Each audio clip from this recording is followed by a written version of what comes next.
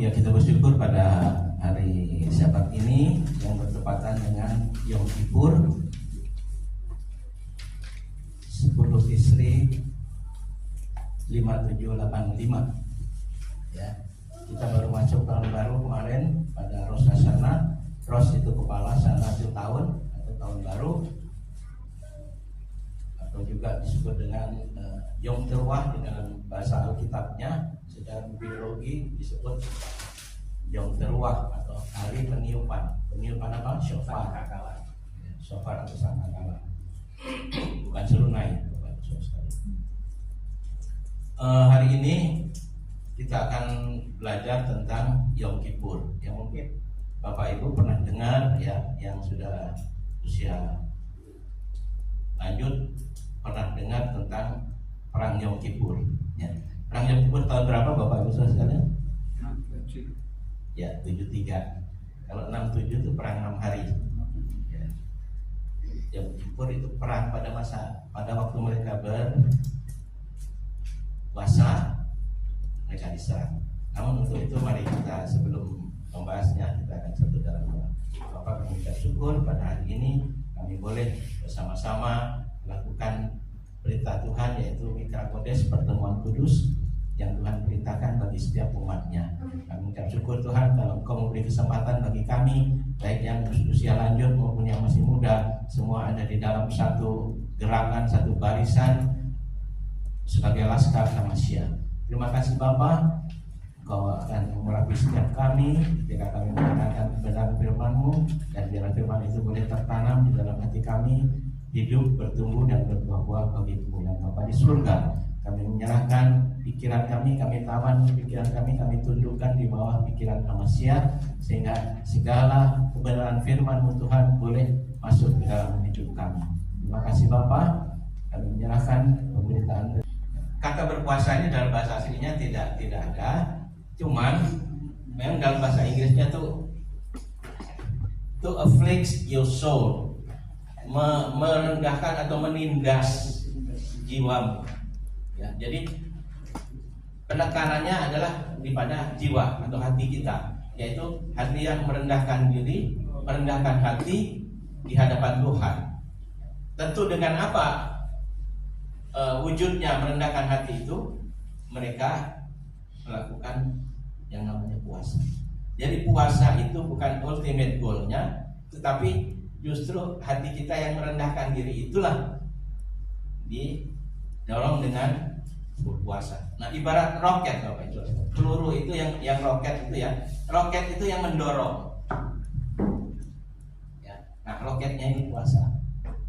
Pelurunya ini kerendahan hati di hadapan Tuhan, yang merendahkan hati. To afflict your soul, menindas diri. Nah, maka orang Yahudi Ortodoks ada yang tidak pakai pakaian yang kulit, pakaian yang lenan atau pakaian yang mewah lah gitu ya. Yang mereka pakai yang katun, terus nggak pakai sepatu kulit gitu. Yang kulit itu sepatu kulit, mereka tidak pakai itu karena lambang Kesederhanaan, kemakmuran ya. Kalau orang pakai sepatu kayak saya pakai pantofel begini kan kelihatan keren ya, padahal ini murah sudah. Tapi bukan karena itu. Jadi Tuhan mau supaya hati kita itu rendah. Ketika mendengarkan firman-Nya, maka hati kita rendah ya. Dan bila tempat itu rendah, maka air itu akan turun mengalir ke sana. Jadi ke tempat yang rendah, air itu akan menurun kepada mengarah kepada tempat yang rendah. Nah, demikian. Nah, Bapak Ibu Saudara sekalian, berpuasa di dalam kitab suci yang ditetapkan adalah ini, puasa Yom Kippur ini Bapak Ibu, di kitab suci ya. Jadi ada puasa-puasa lain, oke. Tapi yang ditetapkan Tuhan puasa itu adalah Yom Kippur. Ditetapkan harinya, maksudnya tanggalnya 10 bulan Tisri. Nah, kita merefer dulu sebelumnya bahwa kita kemarin itu 40 hari masa Tesufah itu dimulai dari tanggal 1 Elul ya, 1 Elul sampai 30 Elul, terus kemudian disambung dengan 1 Tisri sampai 10. Nah, jadi 40. Ini dibagi dua, yang tes upah ini sampai dengan memang masa tes upah sampai hari ini, tetapi di 30 itu bulan Elul itu biasanya dikenal dengan bulan pertobatan. Itulah banyak kita waktu itu umat Pentakosta, ya Pentakosta melakukan doa puasa, ya melakukan doa malam atau apapun gitu ya dalam 10 hari ini dengan istilah menantikan ketuangan Roh Kudus. Ya.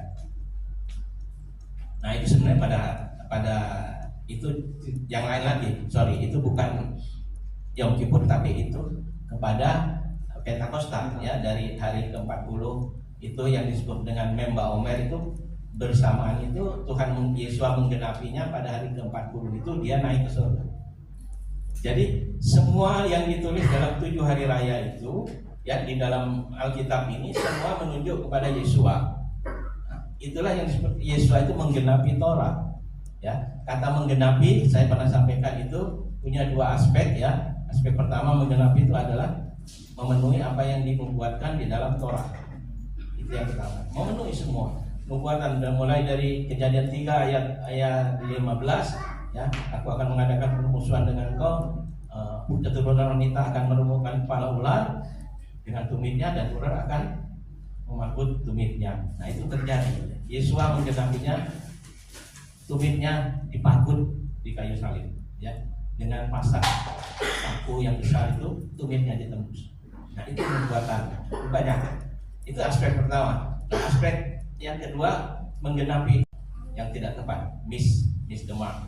Tapi ketika memberi tafsir yang benar, maka engkau menggenapi Torah. Ini ada istilah teknis di dalam diskusi rabini. Jadi ada 2. Selama ini kata menggenapi itu di dalam kekristenan itu bias ya, bias. Dan itu ditafsirkannya tidak seperti yang apa yang ditulis dalam kitab suci. Jadi seolah-olah oh Yesus sudah menggenapi maka udah selesai gitu ya kan. Dan firman Tuhan dia bias ya. Dikatakan itu bayangan itu katanya kayak foto aja. Nah sekarang kalau waktu misalnya sepasang kekasih suaminya pasangannya sedang kuliah atau kerja di luar negeri gitu ya. Nah jadi dia punya fotonya. Jadi kalau dia memandangi fotonya itu adalah presentasi dari kekasihnya yang di luar negeri itu ya kan. Terus dia bilang kalau kekasihnya itu sudah datang, ini udah buang, nggak perlu lagi gitu ya. Oke. Tapi ketika kekasihnya itu mati nanti, apakah dia nggak buka lagi lihat foto gitu ya, dia ya? Bayangan ingatan lagi ya. Itu sebenarnya pembodohan bagi saudara sekalian. Padahal kata bayangan itu dari bahasa Ibrani-nya itu selem itu sebenarnya selem itu gambar atau image ya, dan demut itu rupa. Nah demut selem vedemut, nah itu bahasa Ibrani-nya. Terus bahasa Yunani-nya diterjemahkan jadi skia, dalam bahasa Inggris jadi shadow, dari bahasa Indonesia jadi bayangan. Udah gitu pakai kata bayang-bayang lagi Bapak Saudara. Nah jadi udah artinya sudah sangat ditinjau, tidak mengenal Elohim, dan Elohim itu bisa dikenal melalui firman-Nya. Ya. Nah kalau firman-Nya karena dia menolak pengenalan itu, maka aku akan menolak kau menjadi imamku. Itu di dalam apa itu? Ya nanti kadang-kadang juga muncul. Oke, Bapak Ibu sekalian, kita kembali pada topiknya Yom Kippur.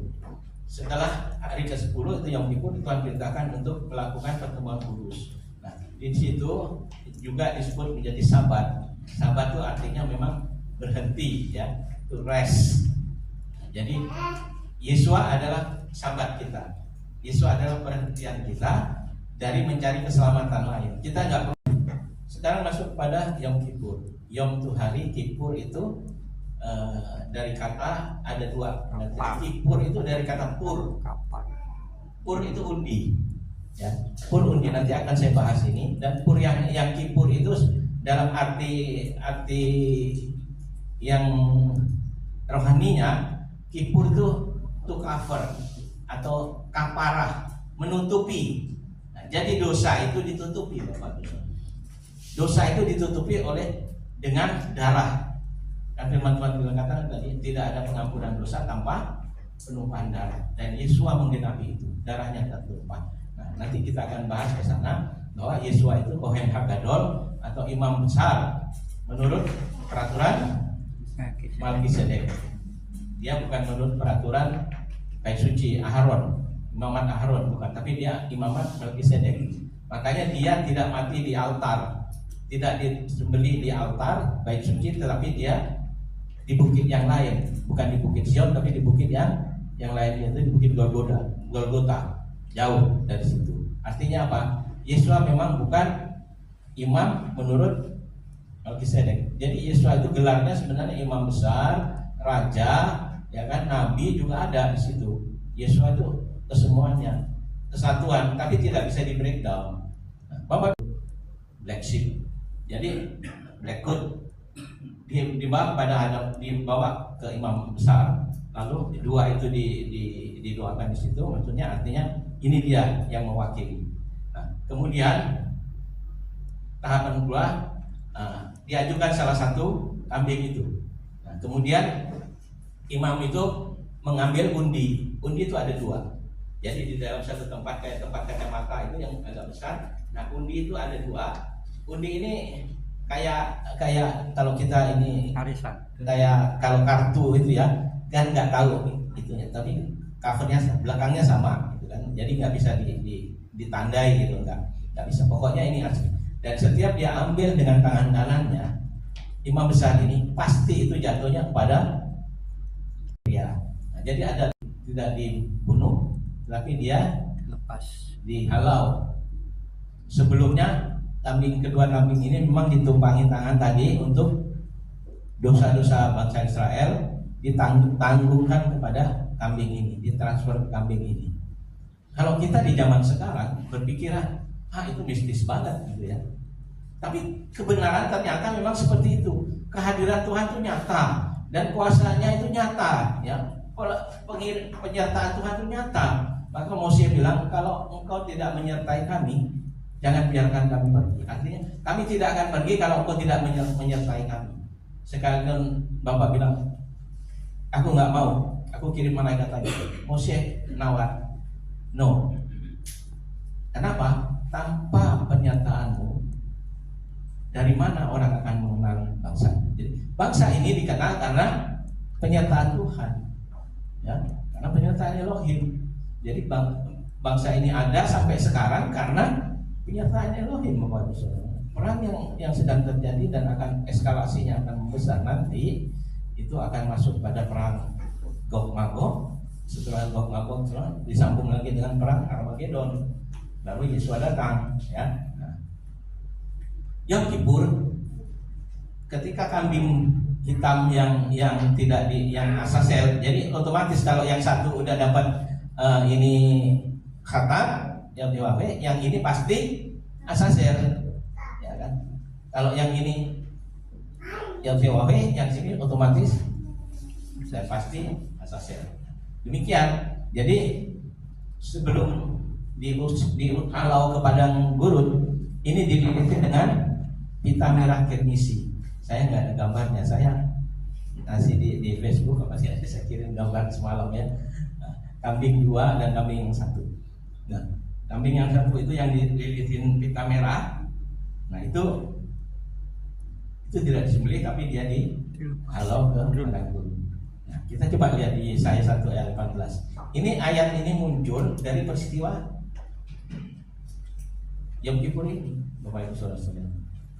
Ada yang bisa menemukan Yesaya 1 ayat 18?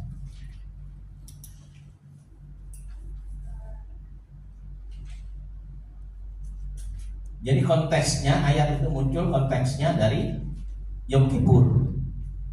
Ada ya? Coba bacakan Bapak Ibu salah satu. Yesaya 1 ayat 18. Marilah, baiklah kita berperkara, firman Tuhan, sekalipun dosamu merah seperti kirmisi, akan menjadi putih seperti salju.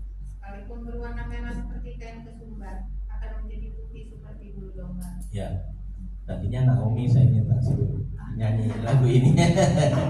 Bagus sekali lagu ini, kata-katanya saya dapat, wah ini meaningful, luar biasa. Ya, nah terus dililitnya pita merah. Nah ayat ini, ketika ayat yang 1 ayat 18 tadi ini muncul dari peristiwa ini. Dia dihalau ke padang gurun, didorong lah ya artinya ke situ ke padang gurun. Itu diikuti oleh imam-imam, bukan satu imam. Karena di Torah itu minimal ada 2 saksi, ya kan? Jadi tidak ada dusta di antara mereka, ya kan? Dihalau ke situ, nggak lama kambing hitam itu mati.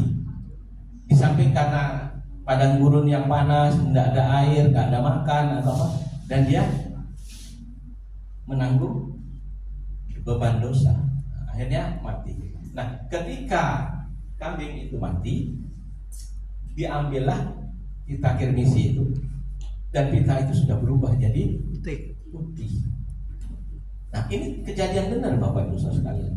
Nah, saya hubungkan kedahsyatan Tuhan itu, penyertaan dan kehadiran Tuhan yang nyata itu, yang kelihatannya kok ini supranatural ya. Memang Tuhan seperti itu. Nah, sekarang kok rasanya Tuhan jauh ya? Kok rasanya bahkan ada ateis muncul. Tuhan nggak ada lah. Buktinya saya begini, mesti saya sakit. Kok Tuhan nggak tolong? Ya kan? Dulu kita berdoa, kok nggak ada jawaban? Ya. Bukankah Tuhan mendengarkan doa dan menjawab doa? Kan gitu. Ya. Tetapi jawaban Tuhan, doa kita memang ada 3 hal ya, 3 macam. Ya, tunggu dan tidak. Ya. Nah, jadi kita mesti mengukur diri. Tuhan tahu kalau doa kita itu untuk hal-hal yang untuk keberkahan kita. Tuhan, aku berdoa, aku minta jet pribadi, aku minta private jet Tuhan. Untuk apa? Untuk sombong-sombongan ya, pergi ke Amerika gitu ya kan. Ya Tuhan nggak berkenan. Nah, ini kita melihat sejarah dalam Alkitab. Jadi ada catatan bahwa mujizat Azazel itu berhenti sebelum Bait Suci hancur. Itu 40 tahun sebelum Bait Suci hancur, itu tidak pernah terjadi lagi Bapak Ibu Saudara sekalian. Mujizat itu jadi tidak pernah lagi terjadi. Rupanya pada tahun 30 itu apa yang terjadi? Waktu itu Yesus mati di kayu salib, dia menjadi kambing khatat ya. Sebagai kambing khatat, dia disembelih, dia mati di kayu salib.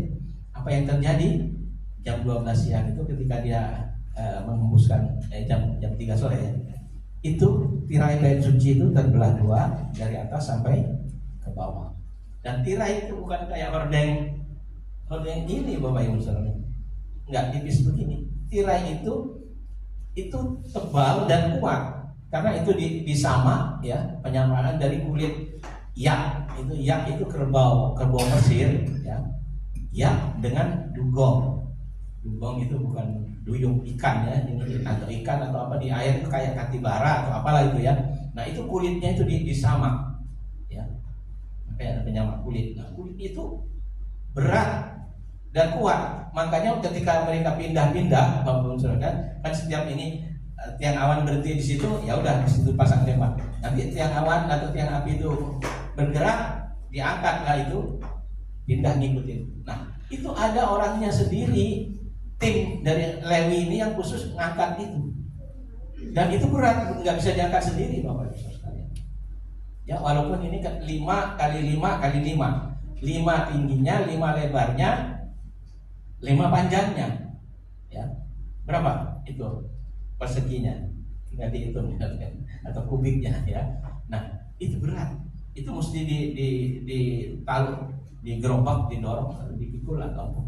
Nah, itu terbelah 2 dari atas ke bawah. Ini kan kalau bukan supranatural tidak akan terjadi. Maka ketika Yesus menghembuskan napasnya, terjadi gelap gulita, terus gempa bumi, maka orang akan tahu, oh, sungguh dia Ben Elohim. Ya. Sungguh itu saksi mata banyak. Ada banyak saksi matanya. Nah, itu 40 tahun sebelum Bait Suci hancur. Bait Suci hancur tahun berapa? Yang kedua 70. tahun 70 oleh Jenderal Titus ya. Nah, dihancurkan itu, Bait Suci dihancurkan, dibakar, tidak ada batu yang tersusun di bawahnya. Karena apa? Itu kalau ini semen ini buat tembok ini, itu kan pakai semen, pakai pasir ya. Ini dari emas Bapak Ibu. Maka kerjaannya dari tentara-tentara itu nyongkelin batu itu diambil emasnya. Jadi tidak ada batu yang tersusun satu di antaranya. Karena congkel diambil emasnya. Nah, Bait Suci itu dari emas. Jadi terjadi mujizat itu. Oh ternyata apa? Nah ini dia. Ini yang dari saya. Ini dua tadi Pak. Yang satu lagi. Nah ini yang ada pita merahnya ya. Ya itu di ini peristiwa yang betul. Ini secara fisik Bapak Ibu Saudara sekalian. Nah, kita memahaminya dari dua dimensi. Bukan hanya dimensi fisik, tapi dimensi juga rohani. Nah, mesianik itu posisinya di situ. Ini saya ambil contoh. Ini dua telapak tangan saya yang sama. Saya tangkupkan di sini. Nah, kalau Yahudi atau anti misionari, ya orang Yahudi, dia bilang, oh ini hanya fisik, dia ambil satu, itu nggak ada urusannya dengan Mesias, nggak ada. Tapi yang satu sisi kekristenan bilang, oh ini Mesias, ini yang rohani, fisik udah nggak perlu lagi. Ini Torah, ini Torah ini jadi kutub katanya lagi ya. Terkutublah orang yang melakukan Torah katanya gitu ya kan. Nah, dibuat seperti itu. Narasi bisa ditulis di Alkitab Saudara. Karena dogma dari penyalinnya ditafsir. Di LA itu syaratnya tafsir. ILT itu tafsir. Ya. Walaupun di ILT lebih literal. Nah, kita ambil dua-duanya, dimensi fisik dan dimensi spiritual jadi satu, dan itu nggak bisa dipisahkan Bapak. Jadi ini peristiwa kambing ini itu Yom Kippur sampai sekarang ada. Ketika Bait Suci sudah nggak ada, maka itu akan terus dijalankan. Nah, Bapak yang sering menjadi keliru kekristenan bilang ketika Yesus datang semua itu sudah nabi udah nggak perlu lagi, udah dibuang. Ya. Yang hal gini itu udah nggak perlu lagi. Ini cuma bayangan dia bilang. Saya pernah sampaikan tentang bayangan kan ya, Bapak Ibu. Bayangan itu sebenarnya dari yang itu dari kalau saya bilang proyeksi, ya. Proyeksi apa yang ada di Hasyamayim, apa yang ada di satu gambaran yang disebut dengan blueprintnya cetak birunya itu. Nah itu disorot di apa namanya materi ke bawah itu ya, diproyeksikan ke bawah ke layar itu. Jadi oh apa yang ada di sini di meja sini begitu kita ke screen itu apa yang ada di sini ada di sana, dan itu lebih besar, lebih terlihat. Nah kalau ininya dibuang, muncul nggak kira-kira yang di sana? Kan? Kalau transparansinya kita ini kita kosong, ambil yang kosong, kira-kira yang keluar di layar apa?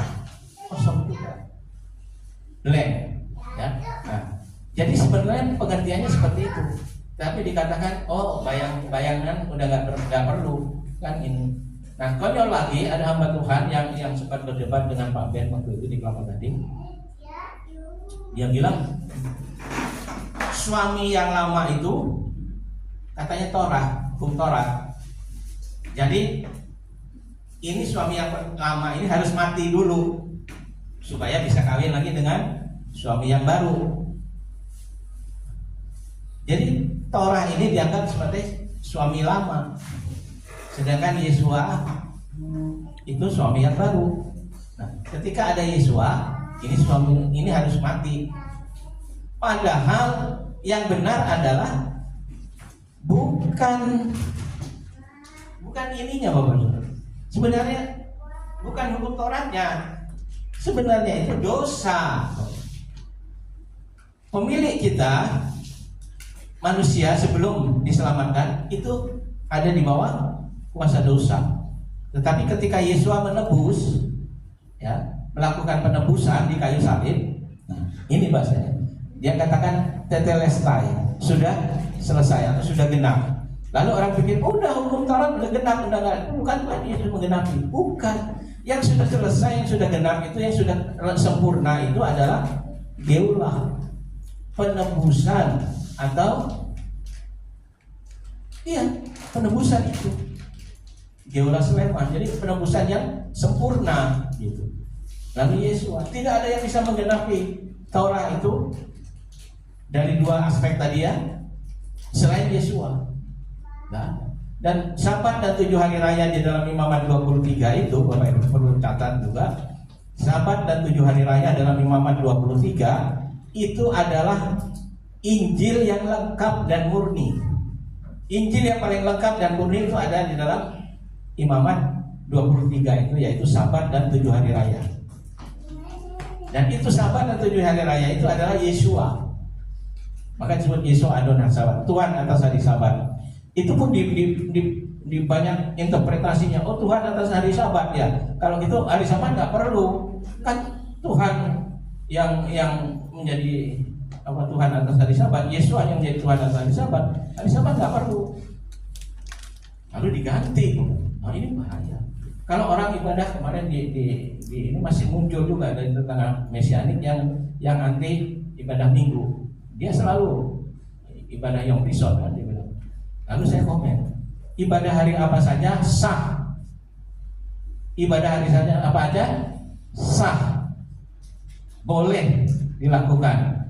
Tetapi itu bukan menggantikan Sabat. Sabat tidak bisa digantikan dengan hari-hari lain, apakah hari Minggu, hari apapun. Sabat tetap Sabat, ya. Dan itu perintah. Dan itu sebenarnya isi hati Tuhan. Ya.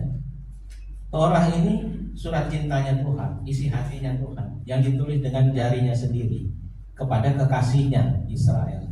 Nah, sekarang bilang, oh itu kan untuk Israel. Imamat 23 katakan pada orang Israel, ya, orang Israel terus selalu begitu. Ya. Tetapi memang yang jadi objek, yang jadi pasangan dari Elohim itu dengan bangsa Israel. Maka diberi kitab suci itu sebagai buku nikah. Ya. Kalau Pak Sutekno nikah dengan Ibu Selvi ya, Ibu Lina, ini bukunya, aktenya, namanya nggak bisa lain, saudara. Ya, pasangannya tetap Elohim, namanya tetap ada di sini. Ini buku perjanjian ya, buku nikahnya, buku perjanjian. Ada nama pihak pertama, ada namanya di situ. Ani Adonai Elohecha. Asher Hosetika Meres Misraim Mibet Afadim. Akulah Adonai Elimu yang mengeluarkan kau dari tanah Mesir, dari rumah perbudakan. Itu dia nyatakan Anoki, Ani, ya, Ani Adonai. Kemarin saya sampaikan tentang 153 ya, pernah ikan itu ya. 153 ekor ikan itu ternyata dari gematrianya itu Ani Elohim. Itu kan luar biasa. Kekristenan mana pernah tahu hari ini? Ketika orang tanya, mana buktinya Yesus Tuhan? Ada nggak ngomong aku ini Tuhan gitu ya? Sembahlah aku gitu katanya ya. Nah, tapi di dalam bahasa tradisi Ibrani kitab suci itu nggak seperti itu. Kalau ada yang ngaku aku ini Tuhan, aku ini Mesias, itu palsu. Baru orang lain yang memberi pernyataan. Si Didimus ya, Thomas katakan Adonai ve Elohai, Tuhan dan Elohim. Yeshua, ya, dia tahu Thomas. Setelah itu coba Thomas tunjukkan tanganmu, jarimu, itu kan enggak, aku percaya, benar aku percaya. Nah itu dia orangnya akademik ya, perlu pembuktian. Sekarang silakan buktikan, ini masukkan ke sini lubang, ini silakan. Oh ya, baru dia nyembah itu Adonai ve Elohai. Ya. Peristiwa Yom Kippur ini sangat sentral bagi orang Yahudi pemegang kitab suci itu menempatkan sebagai sesuatu yang solemn, yang sangat serius. Karena ini apa sebenarnya? Kemarin ada pertanyaan ke saya, WA saya, Pak Ustaz, saya kok nggak jelas. Kenapa waktu Yesua mati itu pada tanggal 14 Nisan itu pada hari raya Paskah, ya kan? Nah, karena ini kok ada lagi Yesua di Yom Kippur ini, gitu ya kan? Kambing itu melambangkan Yesus. Nah, di dalam tradisi kitab suci kita itu bisa sepertinya superimpos, sepertinya tumpang tindih, padahal tidak. Jadi bisa dikuatkan atau dijelaskan ya dengan perayaan yang lain. Nah ini, tapi ini tidak terpisah Bapak Ibu Saudara. Sebenarnya ini satu kelanjutan. Waktu Pesak, ya, Yesus digambarkan anak domba Paskah yang disembelih. Nah, Yesus mati itu menggenapi apa yang terjadi di Mesir ketika Mesir bangsa Israel keluar dari Mesir, ya kan, dengan tanda melaburkan darah di genang pintu. Nah, darah inilah. Nah, itu adalah penebusan, ditebus, redeem, ya, atau geulah. Nah, waktu itu penebusan. Jadi bebas. Tak dari tuan yang lama Mesir, sekarang tuan yang baru Adonai Elohim. Nah, demikian juga Bapak Ibu Saudara. Nanti saya kasih ruang pertanyaan soal mikveh, ya, soal mikveh atau baptis. Nah, nanti boleh nanya, saya akan jelaskan supaya terarah ya. Oke, ini khusus di sini. Jadi Yom Kippur ini adalah satu kelanjutan. Kalau pertama dia menebus, tapi yang ini itu adalah tugas yang berikutnya. Yesua pada waktu dia ada di bumi, dia menjadi juru selamat. Dia mati sebagai juru selamat.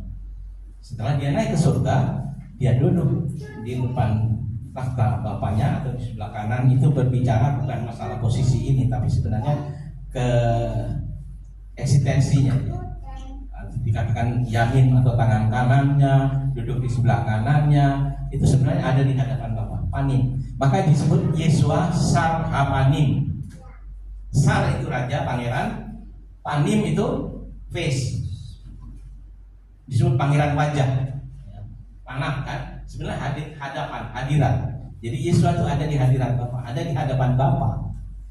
Jadi apa tugasnya? Setelah jadi juru selamat, dia naik ke atas, sekarang jadi juru syafaat. Perhatikan Bapak, juru syafaat.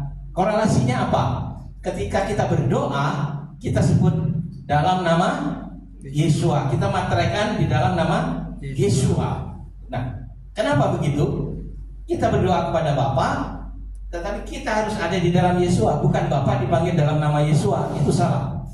Bukan Bapa yang kami kenal, yang kami panggil di dalam nama Yesua Masiah. No way. Bapa tetap Bapa, tetapi Dia memberi firman yang menjadi manusia untuk menebus pertama kali di sini. Kemudian setelah ditebus, sekarang ketika kita ditebus, kita masih bisa berbuat dosa nggak? Bisa nggak Bapak Ibu Saudara? Bisa, sangat bisa. Nggak usah hitungan tahun, hitungan bulan, hitungan pekan, hitungan hari, kita bisa berdosa lagi. Ya. Nah, karena itu kita harus selalu minta pengampunan dosa setiap hari. Tadi doanya Bapa kami di surga ya, Awinu sita samayin, jib hadas mereka kapo maksudnya, ya saya resonka, kiba samayin ken baret, etahen penuh dengan hayong, usahakan malfatin, kimusi sukin gam anak, lakan iman kreatif hidup di diri saya. Ya, kiranya kehendak Tuhan yang jadi di sini. Jadi Yesua itu di ini sekarang menampung doa-doa umatnya. Karena apa? Kita berdoa dalam nama Yesus Masiah. Kita materaikan doa kita dalam nama Yesus Masiah. Dan tetap Yesua, nah itu arti mikveh nanti baptisan. Baptis itu kepada proselit. Nanti akan saya jelaskan 4 macam jenis baptisan. Maka kemarin saya bilang, ayo siapa yang mau mikveh begini-begini ini, ya kan?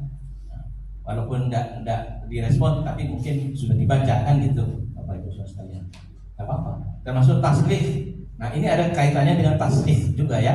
Taslih itu, nah, orang Israel itu konkret, ya, apa yang dipikirkan itu ada dilakukan. Nah ketika taslih itu dia membuang roti ke air yang mengalir atau batu, jadi membuang dosa kita. Nah, itu taslih, itu ada ayatnya di Mika ya, Mika 3 ayat 12 atau ayat ya nanti kita baca. Nah itu melakukan Bapak Saudara.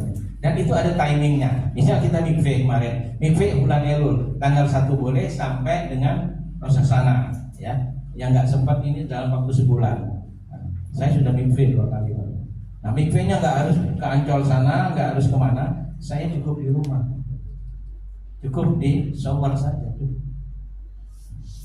Nah kemarin saya kasih videonya Pak Ishak Safira yang dia mikve sendiri di sana di Israel.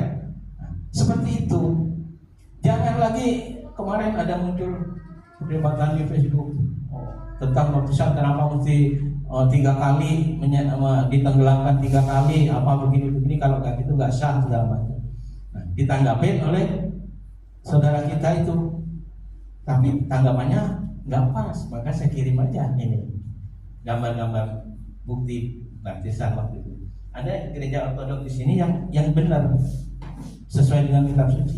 Jadi bukan direjeng, dicemplungin, dipegangin begitu, bukan.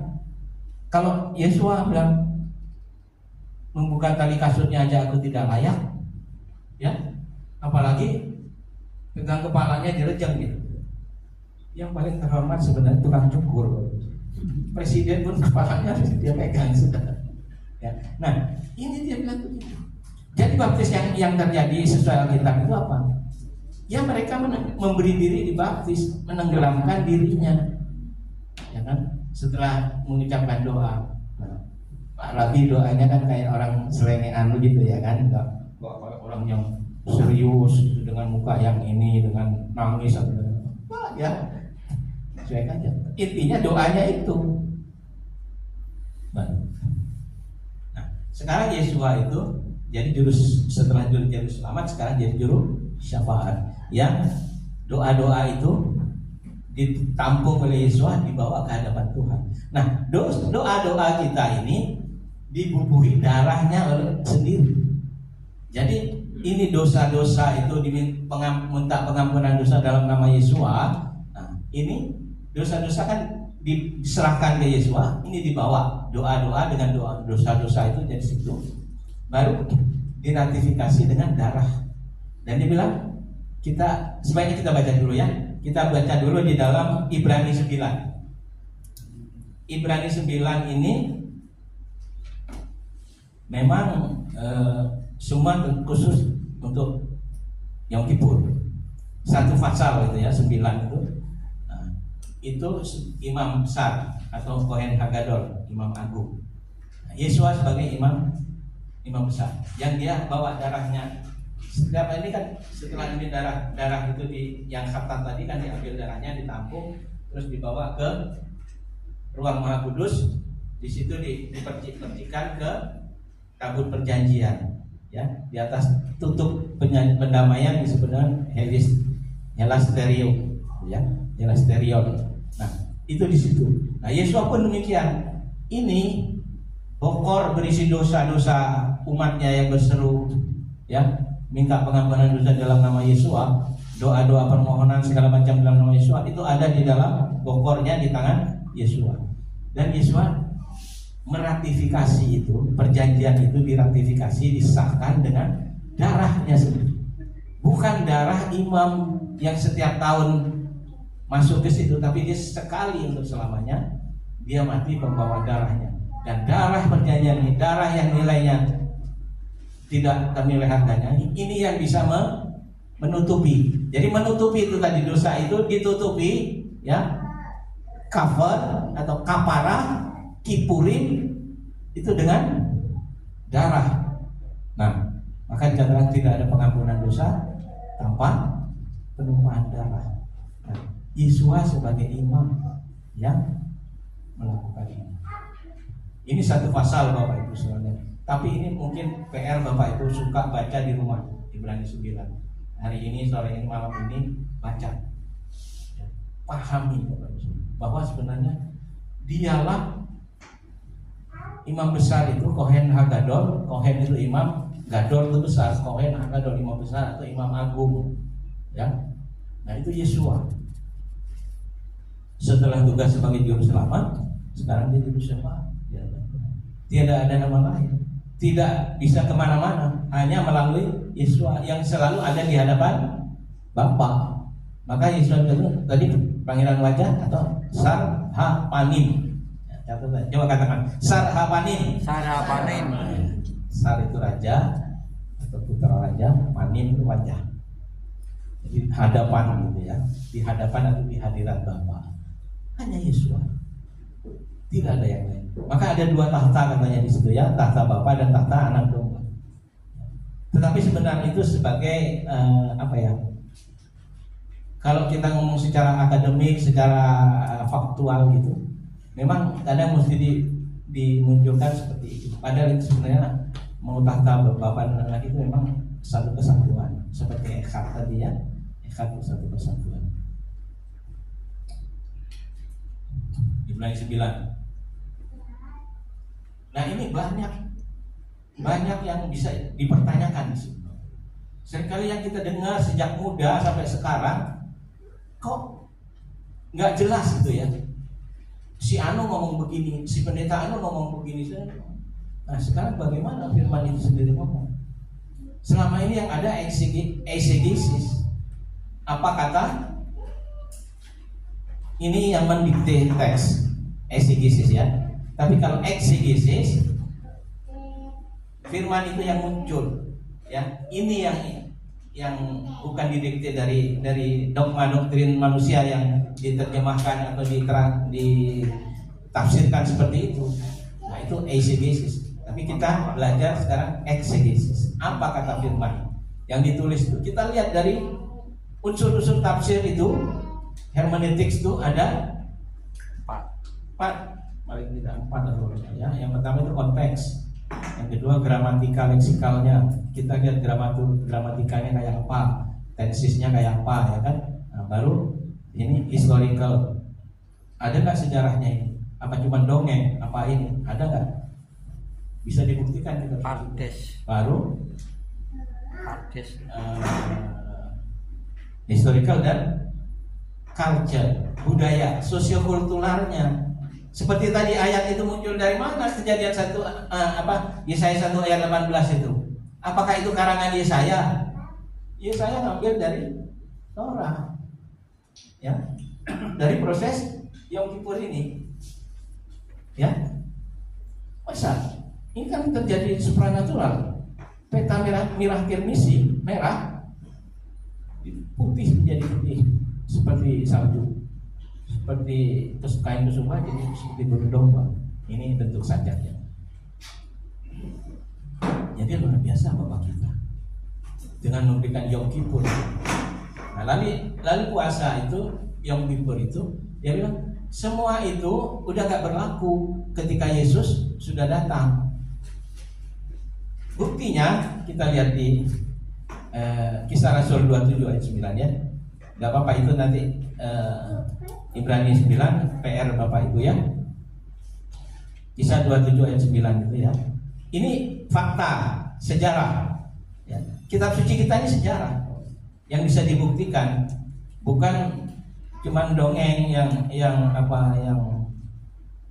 legenda atau hal-hal yang bayangan atau apa ide-ide orang aja yang buat. Ini enggak, bagaimana aja. 27 ayat 9. Sampai enggak tahu. Di situ dibuktikan oleh Rabi Shaul bahwa itu ada walaupun Yesus sudah enggak ada, tetap ada. 27 ayat 9. Sementara itu telah banyak waktu yang hilang. Waktu puasa sudah lampau dan sudah berbahaya untuk melanjutkan pelayaran. Indikasi waktu puasa Ini apa? Mana ada yang tahu? Ya kan? Tetapi di sini waktu puasa itu indikatif waktu bahwa itu puasa Yom Kippur. Artinya apa? Paulus dan murid-muridnya tetap melakukan Torah, tetap melakukan kurban, ya, tetap dilakukan semua kurban, 5 macam kurban dilakukan. Akad, olah, asyam, minka, selamin, ya, semua dilakukan di bait suci. Jadi kuncinya bukan kepada Yesuanya, tetapi ketika bait sucinya. Ketika bait suci udah nggak ada, korban tidak dilakukan lagi secara fisik, tetapi secara rohani dilakukan terus sampai sekarang. Orang Yahudi mengganti semua itu dengan 3T.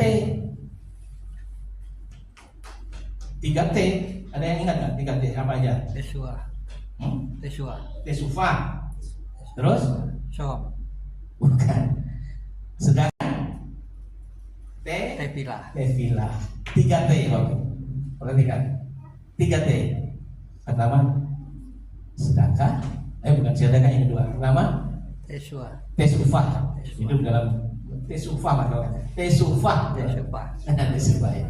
Tesufah itu metanoia bahasa Yunaninya, itu repentant bahasa Inggrisnya bertobat. Bertobat. Hidup dalam pertobatan, baru di situ ada sedekah. Nah, sedekah apa? Mereka masih memberi perpuluhan, masih memberi. Bahkan orang Yahudi itu bukan cuma 10%, Bapak Ibu Saudara. Ya, nanti kita bahas sampai pada parasannya, ada teruma, ada maaser, ada ya segala macam. Ya, itu masuk pada sedekah. Sedekah itu sebenarnya dari kata sedek. Sedek itu benar. Jadi perbuatan yang benar sedekah itu, ya, menolong orang itu sedekah. Bukan hanya berupa uang. Jadi mendoakan orang, menjenguk orang, ya. Mendatangi kayak Madam Teresa kan, datangin orang-orang kusta, dia datangin, dia hidup di situ bersama-sama. Nah, itu bentuk sedekah. Jadi waktu puasa sudah lewat, dan itu tidak baik untuk pelayaran. Nah, itu sebenarnya bergantung dengan musim juga. Dan itu musim itu ada, 4 musim itu ada di tanah perjanjian itu. Jadi itu bukan cuma karangan, tapi benar-benar ada fakta sejarahnya. Tadi unsur tafsir ada 4. Nah, sekarang metode tafsirnya yang paling begini adalah Akdes. Itu unsur tafsir. Ini siswa STT mesti tahu unsur tafsir itu ada 4. Dan sekarang metodologi tafsirnya itu Akdes 4 juga. Pesat, remes, deras, short. Pesat itu yang tertulis, yang literal. Ya, tulisannya begitu ya begitu. Nah, seringkali orang berpikir hanya ada di tataran pesat doang. Mana tertulis? Mana bukti tertulisnya? Ya kan, selalu begitu ya kan. Nah, itu ada di pesat. Dia lupa ada lagi yang disebut dengan remes. Remes ini Tersembunyi. perspektif atau boleh disebut kiasan atau alegori, ya, atau bahasa Inggrisnya read between the line. Jadi baca di antara itu, ya. Nah, itu ada perspektif. Dan baru dras. Dras itu dari kata midras, itu bentuk penggalian, bentuk teologi. Mencari tersembunyi. Ya. Baru short itu makna rohani dengan gematria. Nah, ini penting Bapak Ibu. Nama Yesua itu ada gematrianya. Kalau diganti jadi Yahsua itu nggak kena, nggak dapat. Gitu. Ya, makanya hati-hati. Nama Bapak pun ada gematrianya. Tapi kalau disebut dengan yang lain nggak cocok gematrianya. Ya, nama Bapak misalnya maaf Yahweh. Coba hitung itunya, ya kan? Gematrianya, atau Yahwah, gitu ya, atau Yahoo, atau Yahweh, Yahweh, nggak kena. Tapi kalau di dalam perspektif Ibrani tersuci itu jelas. Nah, Yom Kippur biasanya dilakukan dengan berpuasa, ya. Itu sebagai bentuk ekspresi.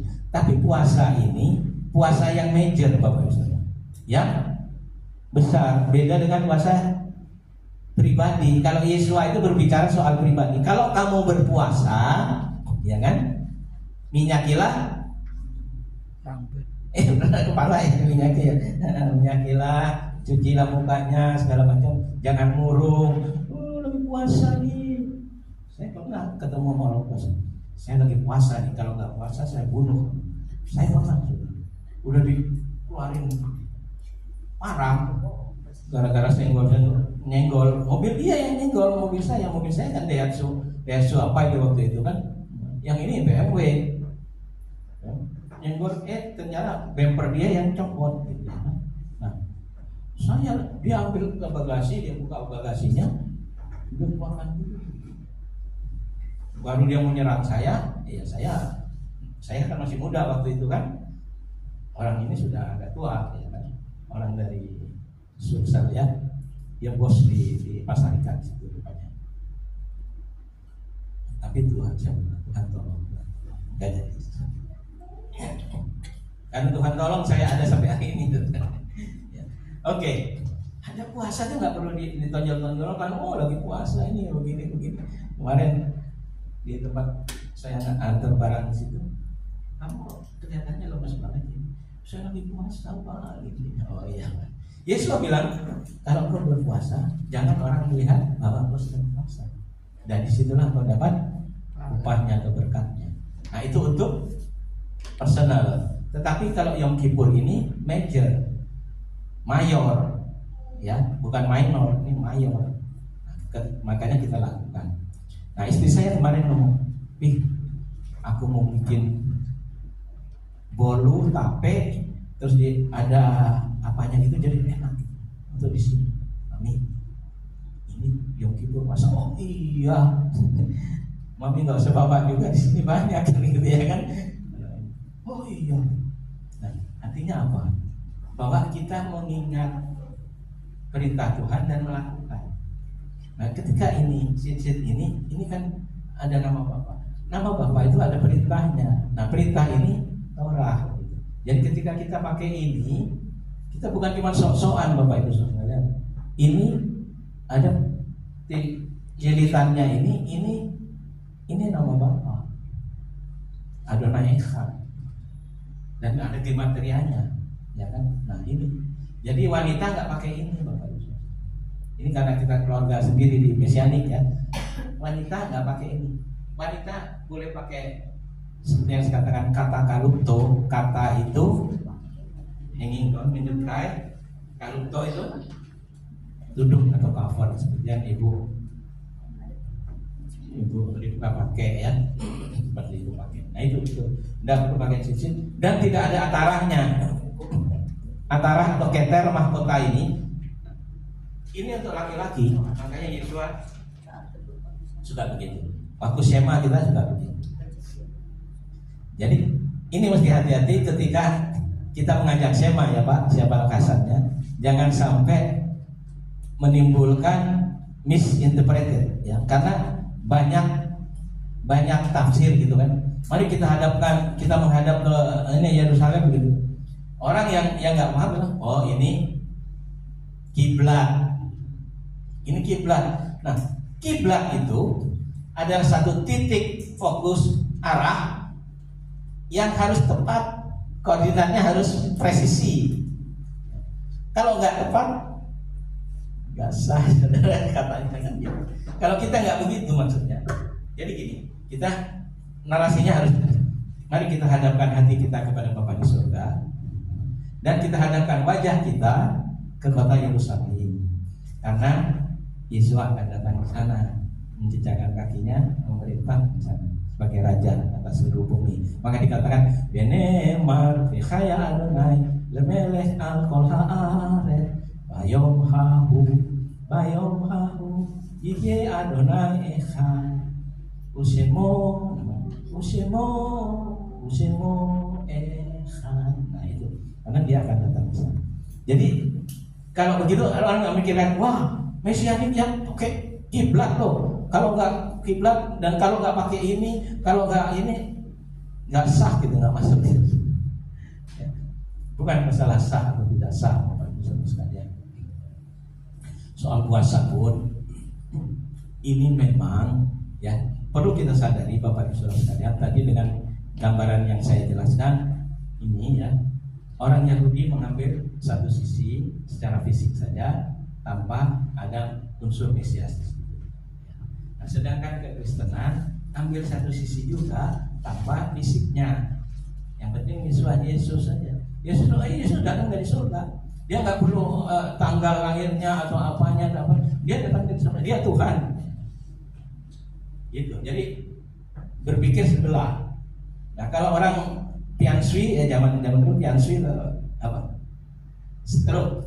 Ya, piansui itu bahasa China, orang-orang udah tua bilang, oh piansui mati sebelah. Nah, cara berpikir seperti itu di kekristenan, di teologi itu berpikirnya parsial, one sided. Ya. Nah, kalau nggak begini salah. Kalau kita melihat tadi bagaimana antara Yom Kippur fisik dengan yang ada di Ibrani 9 relate dong. Itu menjelaskan secara rohani ada fisik. Jadi itu dua-duanya itu kuat, melekat, terjalin ya. Jangan dipisahkan. Jangan dibuang salah satunya. Nah, ini cara berpikir siklis seperti itu Bapak. Kalau cara berpikir linear tadi kan, nah ini cara berpikir linear, kebenaran itu hanya pada satu bidang garis lurus. Ya. Kalau A ini dan Z, kalau A tidak sama dengan Z, maka A lawan dari Z. Tapi kalau kita cara berpikir siklis, sirkular atau lingkaran,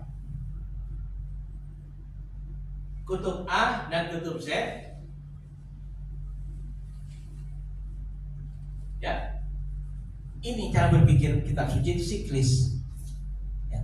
Nah, bahasanya begini, seringkali, oh, kita menerima kitab suci itu secara paradoks, karena kebenaran Tuhan itu bersifat paradoks.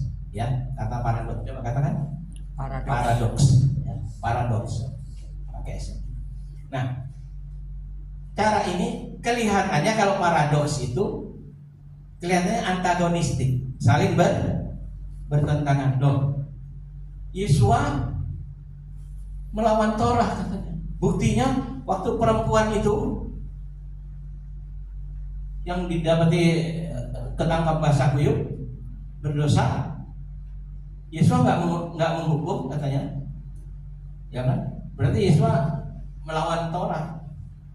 Ada dua hal. Yang pertama, Yesua tidak menghukum karena Yesua bukan imam, bukan hakim. Kenapa dia mesti menghukum? Ya kan? Dan yang kedua, Yesua tidak menghukum karena tidak ada saksi. Dan Yesus sudah bilang waktu dia nuliskan, siapa yang pertama kali lah, yang tidak berdosa pertama kali lah. Sebenarnya bukan nggak berdosa. Siapa yang tahu sebenarnya itu, yang tahu jadi saksi mata itu, dia yang pertama kali ambil batu tipu kita. Loh, kok pada ngacir? Lalu perempuan, mana kemana? Mereka pergi. Ya, aku pun tidak. Karena apa? Torah memerintahkan kalau menghukum orang itu mengadili orang itu mesti ada saksi. Dua alat bukti sekarang ya Pak. Siapa yang orangnya sah? Paling tidak ada dua alat bukti. Nah, Yesus tidak menghukum bukan karena dia melanggar Torah. Pertama, dia bukan hakim yang harus menghukum, dan kedua, dia menundukkan Torah pada konstruksinya. Kalau ada saksi silakan. Ya kan? Jangan-jangan saksinya itu yang kabur, saudara. Karena dia pelaku juga kan. Mana mungkin orang ketangkep basah kuyup gitu cuma sendiri, ya kan? Yang namanya ketangkep ya berdua-dua, ya kan gitu ya Pak. Nah, ini dari situ itu sebenarnya mencobai. Itu bukan kejadian benar, tapi rencana memang mau mencobai Yesus. Yesus nggak bisa nggak bisa dikerjain begitu, karena dia memang dia adalah living Torah, dia adalah Torah yang benar, dia yang beri tafsir yang tepat kepada Torah. Ya kan? Rabi-rabi yang memberi banyak tafsir, ada 10 rabi tafsirnya bisa 100, tapi Yesua itulah tafsir yang paling benar dan paling tepat. Karena itu kita ikut Yesua. Yesua dalam hari ini, posisi ini, dia agree nggak dengan Yom Kippur? Dia agree. Dia datang waktu masih hidup, dia datang ke semua perayaan. Yesua datang. Artinya Yesua ada di situ. Kok Yesua melawan? Waktu hidupnya aja enggak, waktu mati kok jadi melawan, membatalkan? Padahal dia itu sebenarnya Yesua itu yang ditulis itu sebenarnya itu di Yesaya Efesus 2 ayat 15. Dengan matinya sebagai manusia, dia telah membatalkan hukum Taurat dan segala ketentuannya. Mantap saudara, membatalkan hukum Taurat dan segala ketentuannya. Padahal teksnya tidak bicara begitu. Nah, ini kan bahaya.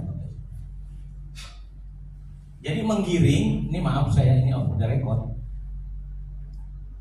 Kita umat pilihan Tuhan yang dientenkan ke pokok Saidon sejati itu, kita ini umatnya itu Yesua dan murid-murid itu dan orang-orang itu, kami mencari domba-domba Israel yang tertinggal. Domba-domba satu aja ditolong Bapak Ibu Saudara, dibandingkan dengan saceng apa itu 3.000 apa? Saya tidak menggambarkan bahwa orang yang itu bukan domba, tapi ya bukan itu.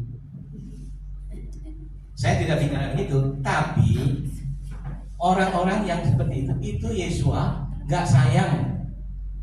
3.000 itu kan bocuan itu, ya berapa duit coba dihitung kalkulasinya. Tapi Yesua malah 1 ekor domba yang lemah pun yang ini dia bawa, dia sayang. Saya sampaikan begini, Israel itu sangat menghargai, sangat memanusiakan, mengoke itu people-nya, itu rakyatnya. Bapak pernah dengar nggak Ibu? Waktu itu 2 kerangka tentara Israel, kerangka ditukar dengan 200 tawanan yang sehat hidup. 2 kerangka dibanding 200. Lebih hebat lagi, Bapak Ibu pernah dengar baca Gilat Salid? Coba ada yang pernah dengar nggak? Angkat tangan. Gilat Salid ini anak muda yang disandra, ya, yang ditawan, ditukar Bapak Ibu. Nah, waktu datang dia pakai helikopter, bawa 1 orang Gilat Salid. Dia berapa kali pingsan di helikopter itu karena badannya kurus kering, tulang membalut kulit, kulit dibalut tulang. Ya, pingsan berapa kali Bapak Ibu Saudara sekalian. Nah, itu ditukar dengan berapa? 1027 tawanan. Yuk sehat-sehat, gagah bersih kayak saya begini, saudara. Ya, sehat saya. Amin.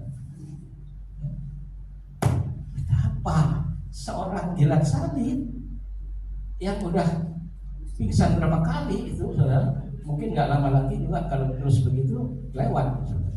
Ditukar dengan 1027 tawanan hidup. Nah, sekarang tawanan yang ada sisa 100 berapa itu, maka Benyamin Netanyahu ini harus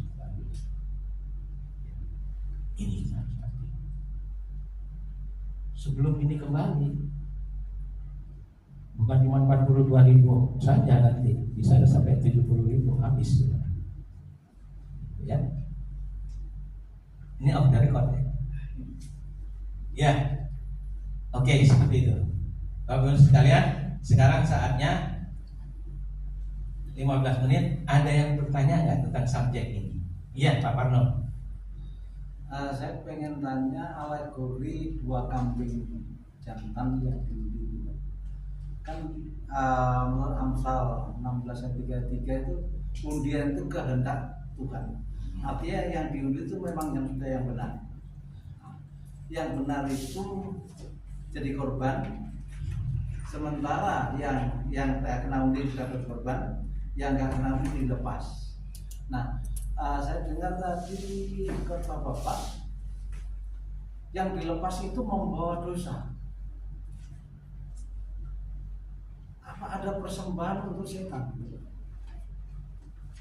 Oh ya, Bapak tarik ke situ ya. Iya.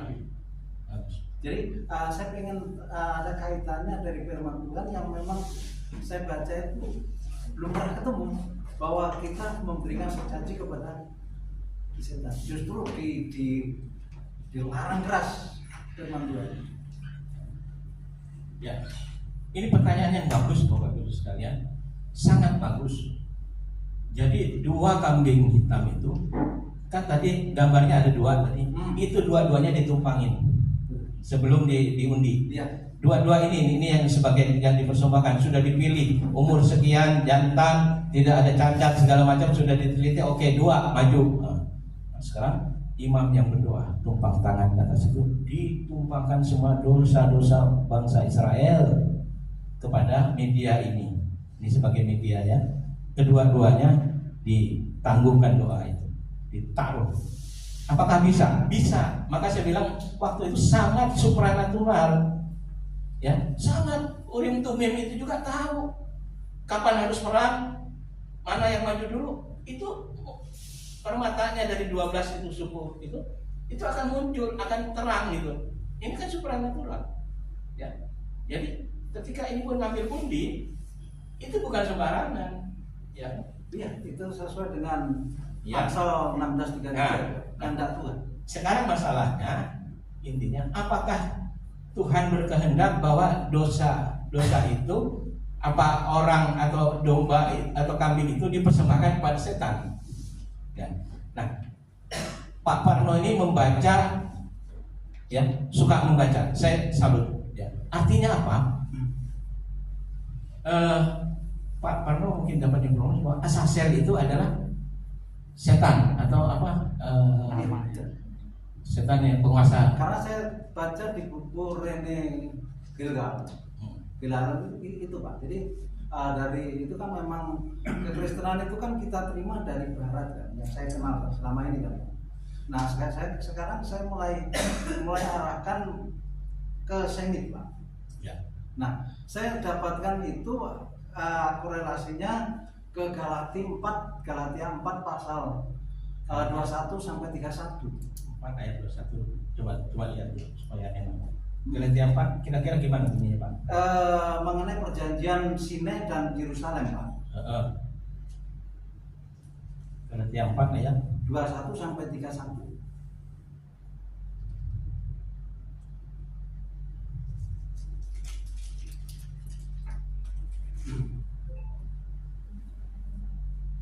Hagar dan Sarah. Oh iya. Betul. Oke.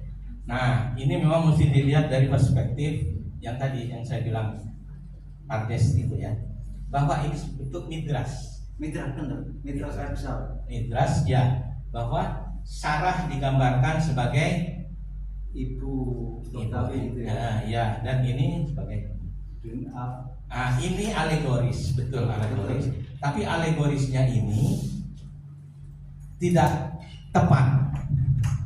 Ya, saya bukan salah, tidak tepat, tidak sesuai dengan konteksnya. Harusnya memang ada konteksnya itu, bahwa itu gambaran dari perjanjian. Sedangkan Hagar ini dari tanah Mesir, dia ada spirit of budak, perbudakan. Sedangkan ini ibu merdeka ya, ibu merdeka dan ibu yang budak. Saya pernah waktu itu kirim gambar yang orang Bangsa Ismail dan orang Yahudi itu di tembok, terus mereka pelukan di atas tembok begitu ya, mereka berciuman di atas tembok, itu artinya rekonsiliasi, bahwa seperti itu, bahwa ini yang Hagar dan ini yang Sarah ternyata karena Abraham satu bersaudara. Nah itu diambil segi humanisnya. Nah ini Pak, kambing dan domba itu memang alegoris, kambing itu memang alegoris, bahwa sekarang gambarnya seperti ini. Tadi yang saya bilang, tadi yang 3.000 itu ya kan, junyo itu dibuang ke sana. Itu kan ada dirasuki dengan legion ya kan, ribuan setan ya kan. Nah, akhirnya Nah, sekarang saya bilang mesianik atau umat Tuhan ini cuma seperti domba yang kecil, kurus, nggak sehat, hilang lagi ya, minggat gitu ya, ditangkap.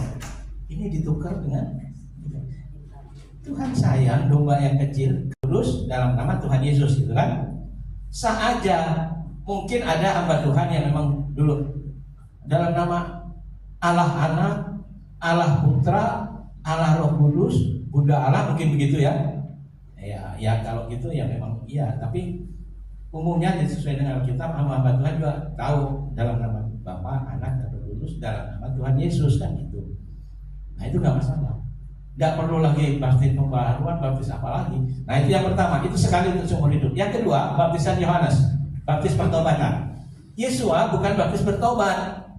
Waktu ada Yohanan, kan Yohanan berseru, bertobat, bertobat.